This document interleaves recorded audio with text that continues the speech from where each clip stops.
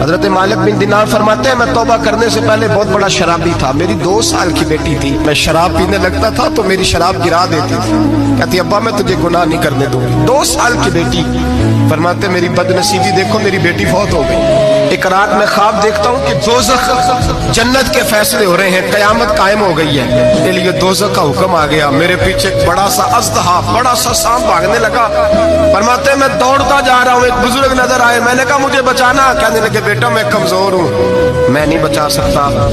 کہتے ہیں مجھے میرا اشارہ کیا، کہنے لگے پہاڑ کی طرف جا شاید تو بچ جائے۔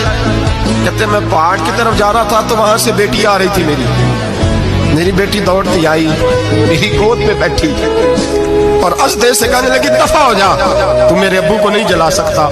کہتے ہیں وہ 2 سال کی بیٹی کی آواز سن کے وہ اژدہا بھاگ گیا، میری گود میں بیٹھ خواب دیکھ رہا، میری داڑھی سے کھیلنے لگی، کہنے لگی ابا میں تجھے منع کرتی ہوں نا شراب نہ پیا کر، شراب۔ تو میں نے کہا بیٹے یہ کیا ہے سارا کچھ؟ کہا ابا جی یہ تیرے برے عمل ہے جو اژدہا بن۔